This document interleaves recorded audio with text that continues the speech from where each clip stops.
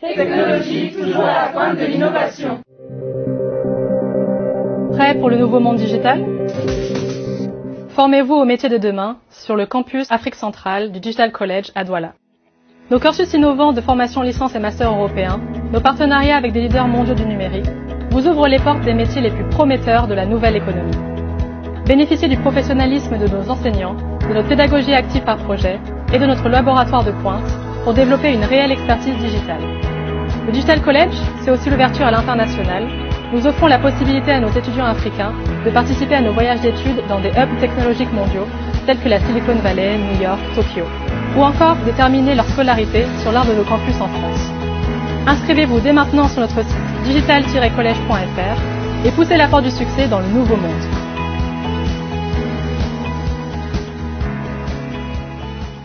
L'école Digital College, désormais à Douala au Cameroun.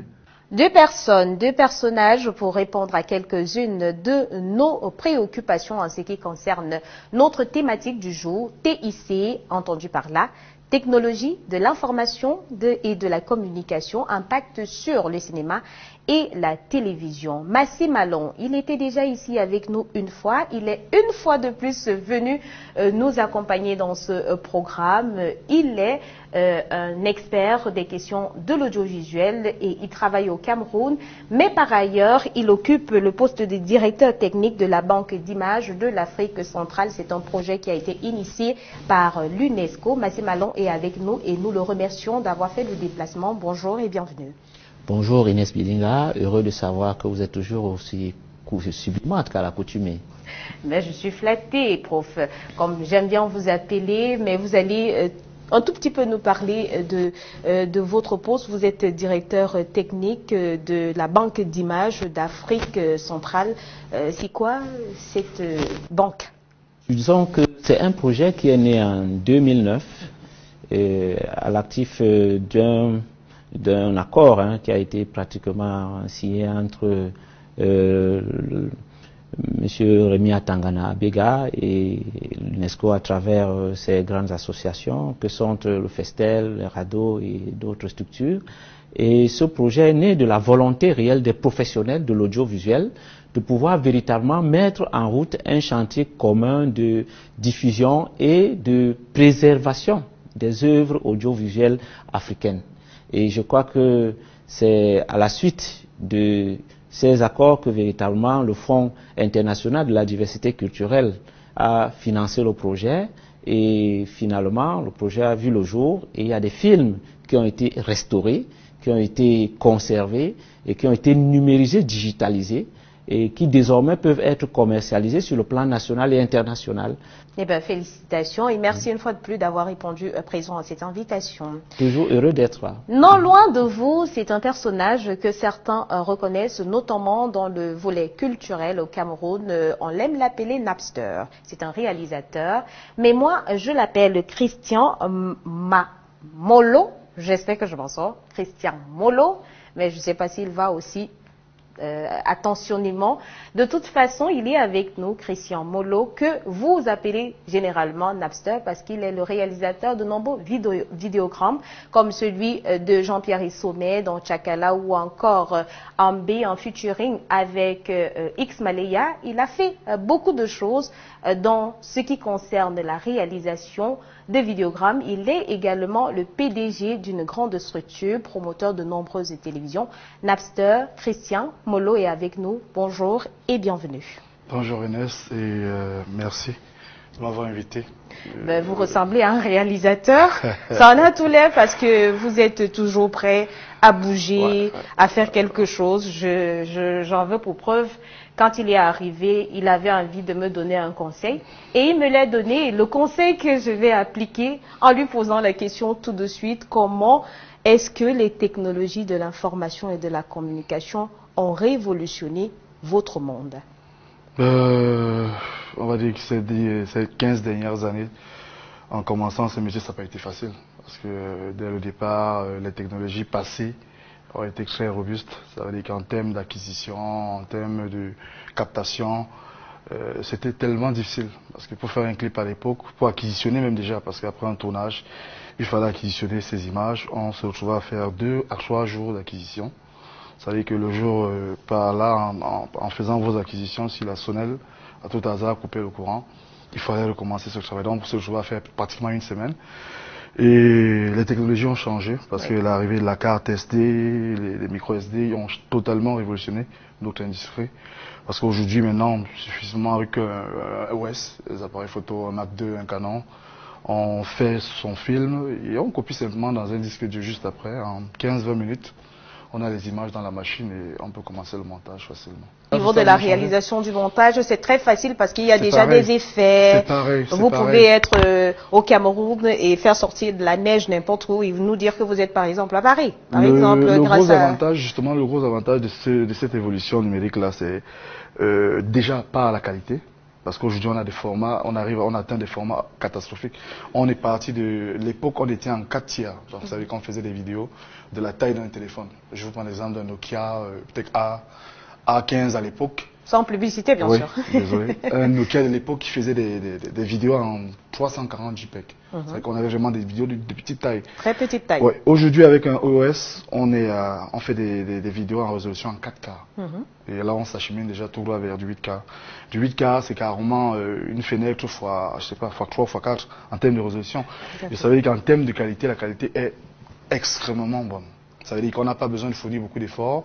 Juste la captation déjà qui se fait en termes de résolution, on a un détail vraiment magnifique. Magnifique. Ouais. Nous aussi, on a un détail magnifique, c'est le professeur Massé Malon. Nous, on l'appelle le professeur parce que, par ailleurs, il lui arrive de donner des cours. À lui, je voudrais poser une question. Vous qui êtes un spécialiste ou un expert de l'audiovisuel, on a pu constater que grâce aux technologies de l'information et de la communication, vous avez le streaming. Le streaming qui vous permet de ne plus être réunis devant un grand écran. Vous pouvez regarder la télévision à partir de votre tablette, à partir de votre ordinateur, de votre téléphone. Est-ce que vous pensez effectivement que cette avancée est pour le développement? Effectivement, disons qu'il y a eu une grande évolution dans le domaine technologique, comme l'a fait savoir tout à l'heure notre frangin et frère Napster. Mais je voudrais préciser ici qu'au-delà du fait que, à la base, le montage tel qu'il a signifié était beaucoup plus analogique avant, avec les techniques de montage de 3 machines. On avait les magnétoscopes, on avait les moniteurs, on avait les bancs de montage, et on avait les mixeurs et tout ça. Et ceux qui montaient à l'époque avaient toujours en mémoire ce bruit des cabestans, c'est-à-dire les bruits de magnétoscope. Aujourd'hui, ça n'existe plus. Ces nuisances sonores n'existent plus dans les cabines de montage parce que justement, la technologie s'est améliorée avec ce que j'appellerais ici l'univers numérique. Et l'univers numérique nous offre des potentialités énormes. Avec un ordinateur, par exemple, vous avez tout un logiciel qui vous permet de faire des montages. On peut parler de Premiere Pro ou de Final Cut Pro qui sont dans les univers Apple et tout ça. Vous avez à la fois le moniteur, le mixeur et vous avez pratiquement des incrustateurs à l'intérieur. Ça va très vite. Et donc, avec les mêmes logiciels et l'encodage numérique, on réussit aujourd'hui à traduire les images en signal électrique, à savoir analogique, en signal numérique, c'est-à-dire digital. Et on les encode, on les transforme en MP4. On peut les transformer. Il y a plusieurs formats. Je prends le MP4 parce qu'il est le plus fréquent. Et désormais, directement à partir du logiciel, vous logez ça sur la toile. Et c'est là que la technologie du streaming devient très intéressante parce que vous finissez de travailler et tout de suite là, dans les secondes qui suivent, tous les internautes de par le monde peuvent visionner ce que vous venez de faire comme travail. Tout à fait. D'où la problématique des téléchargements ou des visionnages en live au niveau du net. Et aujourd'hui, avec les Smart TV, ça s'est encore amélioré. Oui. Il suffit d'avoir le Wi-Fi. Avec votre Smart TV, vous avez la plus grande télévision du monde qu'on appelle YouTube. Oui. Parce qu'avec YouTube, aujourd'hui, vous n'avez plus besoin de vous casser la tête. Une émission qui est passée dans une chaîne select que vous aimez de par le monde, à l'instant où l'émission s'achève, ou bien pendant qu'elle passe même encore en direct ou en on-off, à cet instant précis, vous pouvez capter ça directement à partir de votre Smart TV. Et la Smart TV vous donne aussi la possibilité non seulement de faire des ralentis, c'est-à-dire vous pouvez rentrer en arrière, revenir, accélérer. Il y a une amélioration pas possible. Et les gens s'amusent déjà avec l'image à tel point que je pense que l'évolution de la technologie et le streaming que vous avez évoqué permettre véritablement au monde entier d'être scotché à l'information minute by minute et de s'en servir comme des petits objets même d'ailleurs. Nous sommes toujours avec nos panélistes Napster. Je reviens avec vous. Tout à l'heure, vous avez parlé d'une panoplie de réalisations grâce aux technologies de l'information et de la communication. Et comme on l'évoquait tout à l'heure, vous avez les effets, vous avez un petit ordinateur qui vous propose tellement des choses et puis vous réalisez un clip ou alors un film magnifique, un court-métrage, un long-métrage. Toujours est-il que vous avez des choses qui semblent vous satisfaire. Mais je voulais vous poser la question de savoir si avec ces technologies de l'information et de la communication, ou alors ces technologies de l'information et de la communication ne prônent pas la politique du moindre effort, dans la mesure où on va en studio et on se dit que avec les effets, on va masquer notre mauvaise voix, par exemple en ce qui concerne les chanteurs, ou alors si, comme je ne suis pas très photogénique pour la télé, télégénique pour la télé, est-ce qu'on ne peut pas mettre davantage de lumière et cacher certains de mes défauts? Est-ce que ce n'est pas une politique finalement de moindre effort qui est prônée à travers les technologies d'information et de la communication? Bon, comme toute activité, la technologie justement nous facilite. Et par derrière, si on ne travaille pas, on n'obtient pas des résultats. C'est vrai, on aura beau dire ce qu'on a dit, ça facilite le travail et autres et tout. Maintenant, moi personnellement, dans mon cadre, le cadre de mon travail, il y a d'abord un travail qui est fait, il y a tout un boulot qui est fait en amont avec l'équipe de réalisation. Oui. Ça veut dire que avant de, par exemple, contacter un marché avec un artiste, il faut rédiger un scénario. Après ce scénario, il faut gérer la production. Ça veut dire qu'il faut une descente sur le terrain, le choix des sites, les différents casteurs qu'on va faire. C'est-à-dire que les mannequins, les acteurs qui vont jouer le rôle, qui vont raconter l'histoire du clip. C'est un travail qui est fait en amont. La partie technologie, elle intervient juste à la fin. C'est-à-dire qu'elle permet de conclure ce travail. Vous aurez beau avoir la meilleure machine du monde, mais si vous ne travaillez pas dès le départ et que vous n'avez pas construit un boulot autour de ça, la machine ne fera pas le travail à votre place. Il ne faut pas qu'on l'oublie. On aura beau dire que la technologie, ça fait ceci. La technologie nous facilite juste en termes de gains et en termes de qualité. Elle nous permet d'avoir justement ce rendement-là qui, à la fin, quand on s'assied, on regarde, on dit waouh, c'est magnifique. Mais si vous vous levez et que vous pensez que comme la technologie fait de belles choses, vous asseyez, vous attendez que la machine monte le travail à votre place. Bon. Mais parce qu'on a des magiciens comme Napster. Je voudrais vous prendre un exemple. Est-ce que vous n'avez pas encore eu l'impression de travailler avec quelqu'un qui n'a pas forcément ce potentiel-là ou alors cette fibre-là, mais vous êtes obligé, je ne sais pas ce qui pourrait vous obliger, mais vous êtes obligé de travailler avec la personne et on se dit à la fin, on a un travail satisfaisant parce que vous êtes mis au travail, vous, le magicien derrière les machines, pas la personne qui va jouer un rôle, pas quelqu'un qui va lire un synopsis ou je n'en sais trop rien, mais toujours est-il que vous travaillez, mais est-ce que vous n'avez pas l'impression que ça affaiblit ceux qui n'ont pas peut-être le don, mais qui voudraient se lancer dans le domaine? Ouais, c'est vrai quand même que je ne vais pas vous cacher que ce que vous dites est vrai à 100%. Parce que c'est pas tous les jours qu'on rencontre moi dans le cadre de mon travail que je rencontre de gros tubes. Ça veut dire qu'on a une entreprise qu'on a mis sur pied. Et on doit faire tourner cette boîte. Ça veut dire qu'on est appelé à travailler avec des artistes, comme on dit souvent, des cancres, des médiocres. Ça veut dire que ceux-là, malheureusement, heureusement, ils arrivent toujours, ils ont des budgets. C'est le mec qui n'arrive pas à suivre la note, qui n'arrive pas à chanter sur une musique de 16 tempos. C'est le mec qui te met 3 bâtons sur la table et il te dit voilà, il faut que tu ailles filmer mon oncle, il faut que tu ailles filmer ma tante, il faut que tu ailles filmer. Et à la fin, tu te retrouves. Tu es obligé de te surpasser, justement, parce que... Est-ce que ce n'est pas se corrompre ou bien se laisser corrompre, là? Il faut que la boîte tourne. On a des impôts à payer, on a des charges à gérer. Donc, tout à fait. Quelque part, si je me tire une balle et après je commence à dire, voilà, derrière, il faut être réaliste. Ça, quand même, tous mes collègues vont vous dire, chaque fois, on a toujours un artiste vraiment, pardonnez-moi l'expression, emmerdant. C'est-à-dire que le mec, c'est la tomate, ça vaut pas la peine, mais on n'a pas le choix. On est obligé de le faire parce qu'il faut qu'on tourne, quoi. Comme je vous le dis, on fait avec. Et on se met plus au travail que celui qui est censé... Ouais, parce que les tubes, les grosses chansons ou les gros tubes, vraiment, véritablement, sur lesquels moi j'ai travaillé, on ne s'est jamais pris la tête. C'est vraiment, ça se fait naturellement. Alors, Massi Malon, moi, tout à l'heure on parlait de streaming. Le streaming vous donne donne la possibilité d'avoir plusieurs outils de visionnage, comme on l'a dit, sur vos tablettes, votre ordinateur portable, téléphone, entre autres, dès que vous avez un smartphone. Mais est-ce que cette réalité ne rend pas les populations ou alors les personnes moins sociables, dans la mesure où on sait que lorsque vous avez un écran, un téléviseur devant vous, le soir quand on se retrouve, on est en famille, mais avec le streaming, avec ce qu'on veut, on peut être en chambre avec des écouteurs, ne plus gérer la famille, faire ses choses dans son coin. Est-ce que vous ne pensez pas que finalement les technologies d'information et de la communication sont favorables à l'éloignement de la famille? Oui, c'est vrai que notre société, aussi moderne qu'elle évolue, a tendance à rendre les individus très individualistes.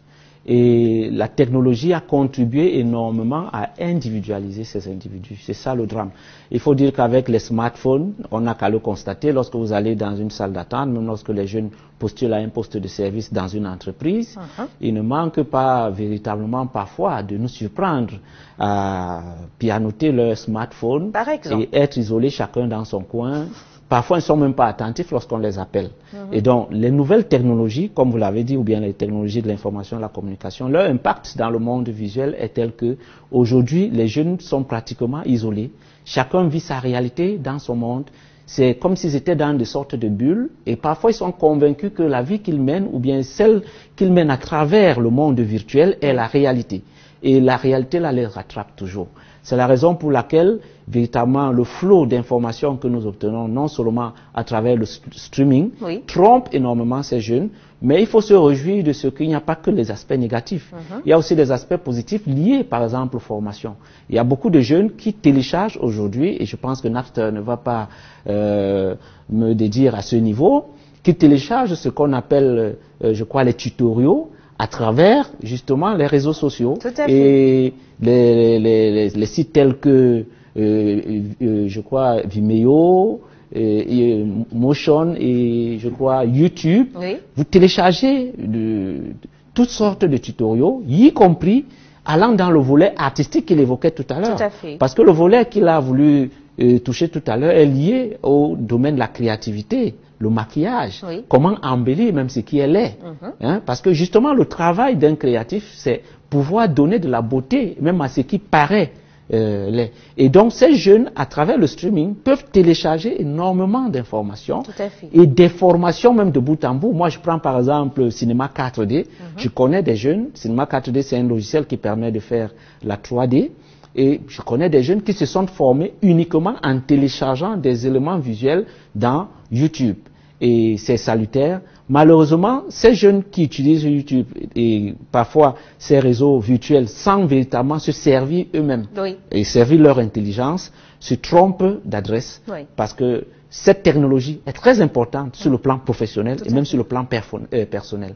Il faut donc rééduquer ces jeunes-là, non seulement à la responsabilité et même à la citoyenneté parfois, pour qu'ils s'accaparent et s'approprient ces médias et le streaming en particulier, non seulement pour leur bien propre, mais également pour le développement de leur intelligence. Parce que au quotidien, ils doivent être capables de manifester par leurs actes, par leurs faits et gestes, leur intelligence à travers ces médias. Oui, Napster, vous voulez dire quelque chose? Quelque chose avec ce que le prof disait tout à l'heure là.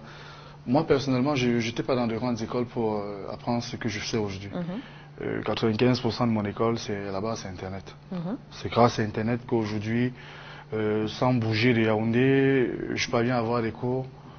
Je peux avoir des formations, je parviens à avoir des tutos, comme il le disait tout à l'heure. Les tutos ont fait en sorte que les réalisateurs aujourd'hui ont beaucoup accapé un temps de retard sur ce qui était fait il y a cela 10 ans, contrairement, parce qu'à l'époque, quand on n'avait pas un gros débit, c'était pas évident d'avoir ces tutos. Mais grâce à la technologie et à la vitesse, tout ce qui va actuellement, on peut facilement télécharger des tutos via les États-Unis et être à la pointe carrément sur certains effets qui sont faits dans les clips qui sont faits sortis peut-être il y a 2, 3, 4 semaines. La semaine qui suit au Cameroun, dans un clip de Vicosé, je peux appliquer cet effet-là. C'est grâce justement à ce streaming-là et à tout ce travail qui est fait aujourd'hui que nous, au niveau de notre travail, au niveau de la réalisation, on a énormément évolué. Ça, on ne va pas se cacher. Eh bien, félicitations. Peut-être dans votre sens et dans la réalisation de votre travail. On a vu un clip qui est très intéressant. C'est vrai qu'il est un peu un mélange de Céline Dion et de R. Kelly. Mais on s'est rendu compte que grâce à ce qu'on a appelé la technologie ou les nouvelles technologies d'information et de la communication, chacun a dit la partie de son texte dans sa ville, dans son coin. Ouais. Et ils ont pu réaliser quelque chose de fantastique. Est-ce qu'il vous arrive de réunir des gens comme ça? C'est ça la magie du montage, justement, parce que on n'a pas, grâce à un fond vert, vous êtes en télé, vous savez de quoi je parle. Aujourd'hui, l'incrustation simplement permet d'introduire un univers. Ça veut dire que si on a besoin de rêver et qu'on décide d'insérer des scènes qui sont impossibles à faire dans la vraie vie, on fait appel au fond vert. Le fond vert, on incruste, il est numérique avec un monteur, un bon gars talentueux en 4D, en cinéma 4D, en 3D, comme j'ai un ami qui travaille super bien. Ce mec est capable de vous mettre, je sais pas, il est capable de vous faire décrire un pont, il est capable de faire tout grâce à la magie justement de ce numérique-là en 4D, en 3D.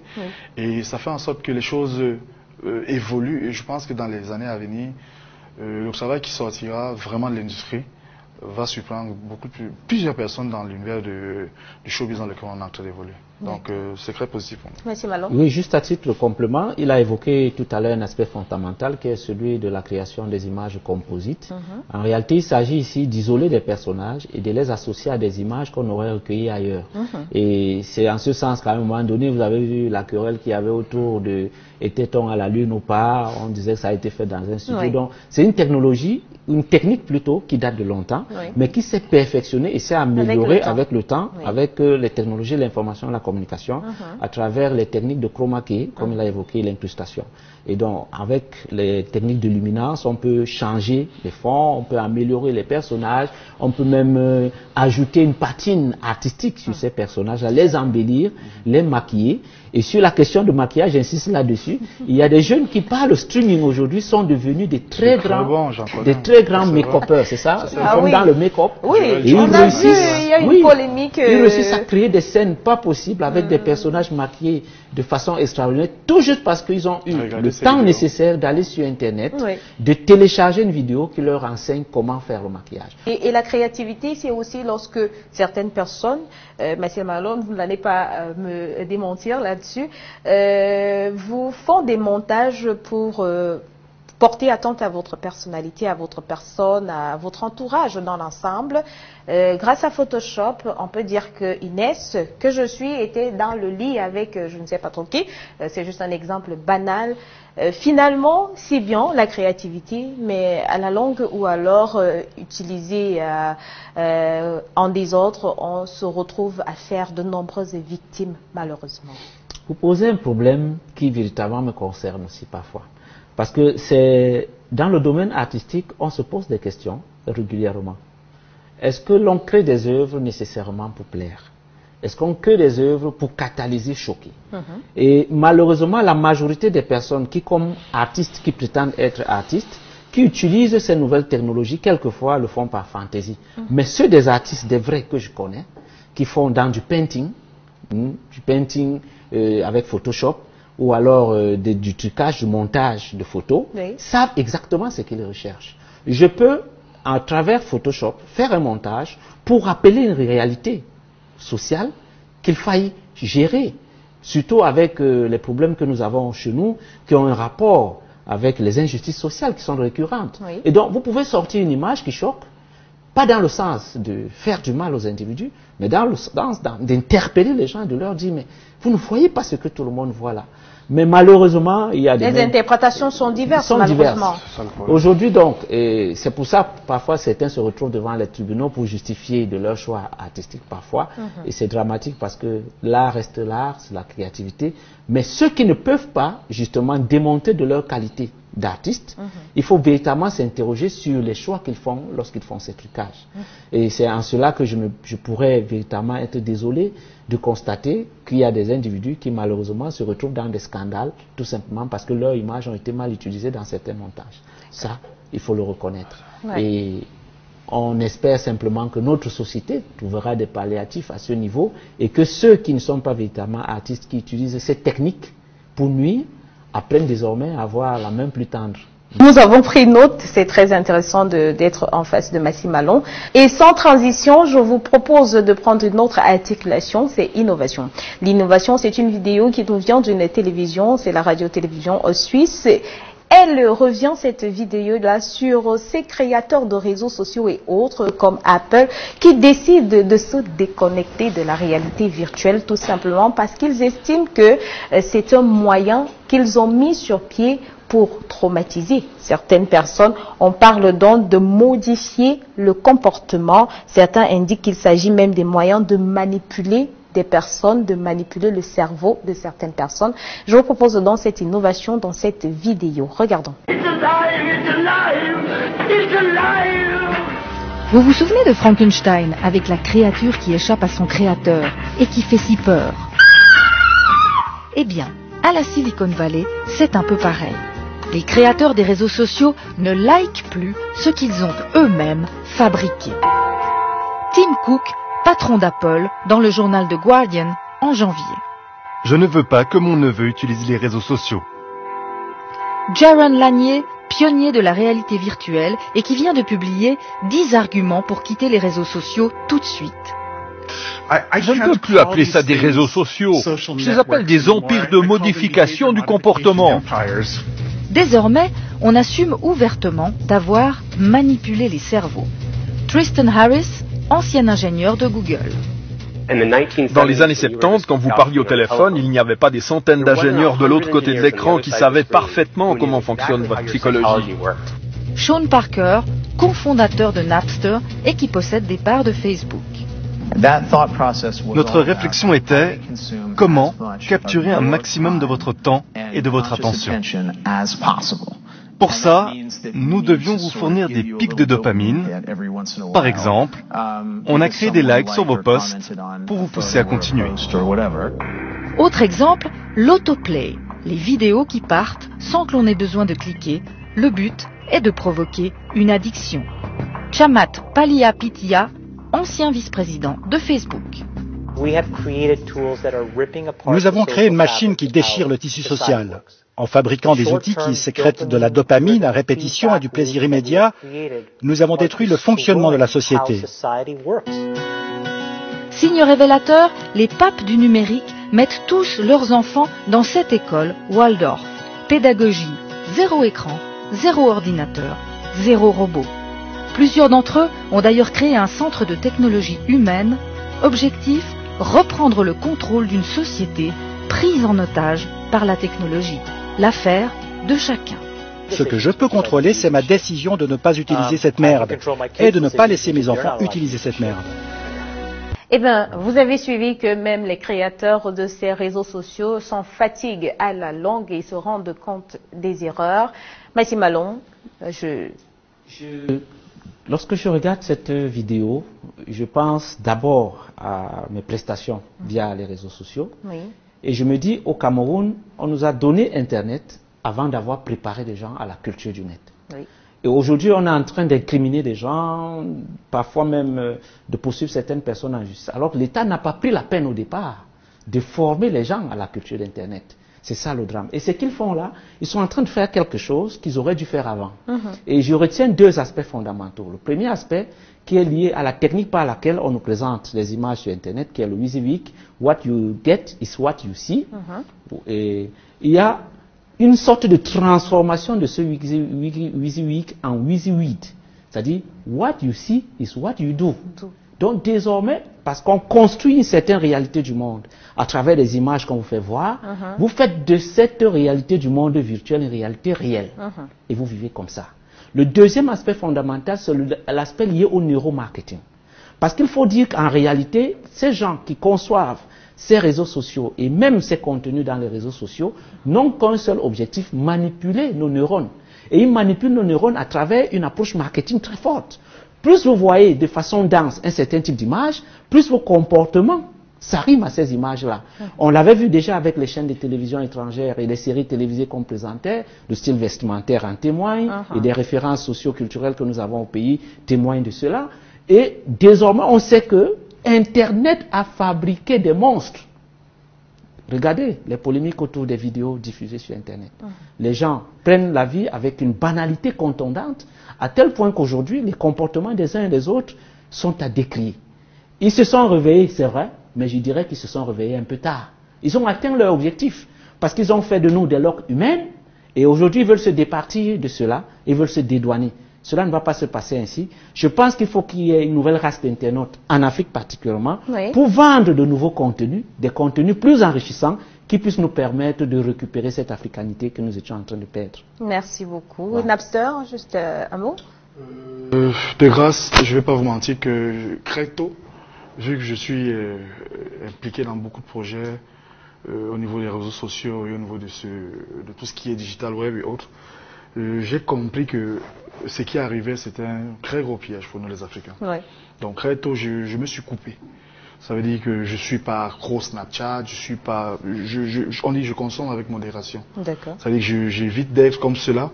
Comme tout à l'heure en début, on disait, on est assis entre amis, on veut passer du temps, mais chacun a son téléphone entre les mains. Génération tête baissée. Voilà, parce qu'il faut toujours qu'on dise quelque chose, il faut toujours qu'on... En fait, les gens sont tellement devenus obsédés par leur image que tout pour eux et rien pour les autres. On s'intéresse plus à la vie des gens. Aujourd'hui, sur les réseaux sociaux, un accident, vous voyez un accident, mais pour des gens, c'est normal, c'est banal. Quand il y a un accident, c'est d'abord la photo au lieu de porter secours. Qui va buzzer, on cherche à faire la photo qui va être la plus se parler, qui va être dit. Et ce qui existe, vous allez voir des photos qui ont fait le tour. Quelqu'un va carrément, il y a un mort qui est couché à la morgue, il fait un selfie. C'est que ta maman est couchée, elle est décédée, mais ce que tu vas faire, c'est pleurer et faire un selfie et dire oh je vais te perdre ma main. Mais attends, les moments d'intimité où ils sont. On respecte quoi? Qu'est-ce qu'on respecte? On va où? Malheureusement. L'État camerounais, je ne sais pas ce qu'elle va entreprendre comme thématique pour pouvoir combattre cela, mais je pense qu'on est abandonné de ce côté. Donc c'est à nous, parents, chers parents, d'éduquer nos enfants et faire comprendre aux enfants qu'est-ce qu'il y a lieu de faire et ce qu'il n'y a pas lieu de faire. D'accord. Sur la question de l'abandon... très rapidement, parce que nous sommes... C'est pas total, parce qu'à ce niveau, peut-être il n'est pas offert d'une certaine actualité. Ces derniers temps, je vous assure, je suis sur le terrain, je vois, j'observe. Il y a un travail énorme qui est abattu dans ce sens. D'abord au niveau de la sensibilisation et même au niveau de la répression.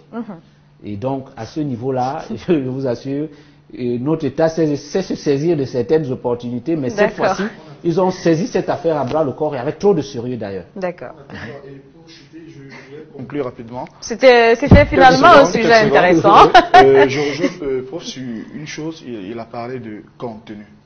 Pour nous dédouaner de toute cette pression qui vient de l'extérieur, on doit être capable de fabriquer notre propre contenu. Le contenu, c'est l'avenir. Tout ce qu'on doit comprendre, c'est que désormais, si nous les Camerounais, si nous les Africains, on veut avoir notre part d'histoire à raconter dans ce monde, il faut créer notre propre contenu. Merci beaucoup. Merci d'ailleurs à nos deux panélistes qui sont venus parler des nouvelles technologies d'information et de la communication et leur impact sur le cinéma et la télévision. Et vous avez vu, nous sommes pratiquement au terme de cette édition. Mais avant, nous prenons une transition et ce sera le quiz. Technologie, toujours à la pointe de l'innovation. Prêt pour le nouveau monde digital ? Formez-vous au métier de demain sur le campus Afrique centrale du Digital College à Douala. Nos cursus innovants de formation licence et master européens, nos partenariats avec des leaders mondiaux du numérique, vous ouvrent les portes des métiers les plus prometteurs de la nouvelle économie. Bénéficiez du professionnalisme de nos enseignants, de notre pédagogie active par projet et de notre laboratoire de pointe pour développer une réelle expertise digitale. Le Digital College, c'est aussi l'ouverture à l'international.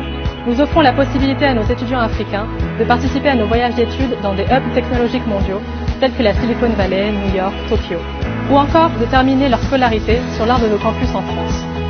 Inscrivez-vous dès maintenant sur notre site digital-college.fr et poussez la porte du succès dans le nouveau monde.